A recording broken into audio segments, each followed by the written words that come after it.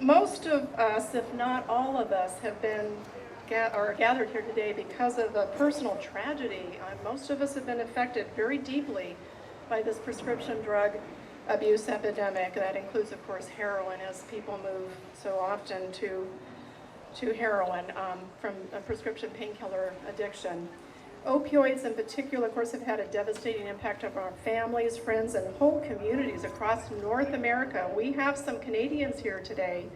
Can we hear from our Canadians? Yay, thank you. We treasure you as partners in this journey we're on.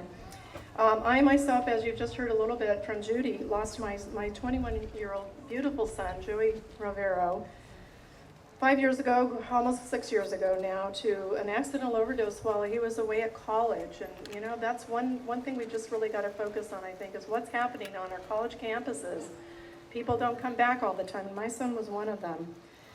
Joey's death, though, drove me to establish the National Coalition Against Prescription Drug Abuse and to become an active member of this Fed Up coalition. And it's why I'm here with you today.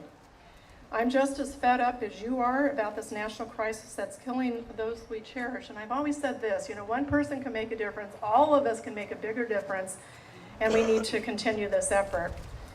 Before we continue our program, I would like to lead you in a moment of silence to remember our lost loved ones, many of whom are memorialized on this wonderful banner behind us.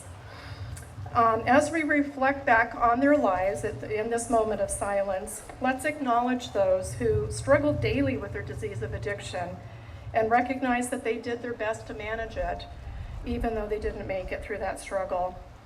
Let's also send thoughts of strength and of hope for those who are still struggling with their disease, and honor those who have fought a gallant fight and are now living in recovery. We have a number of those, of course, in our country and through Canada, and thank God for that.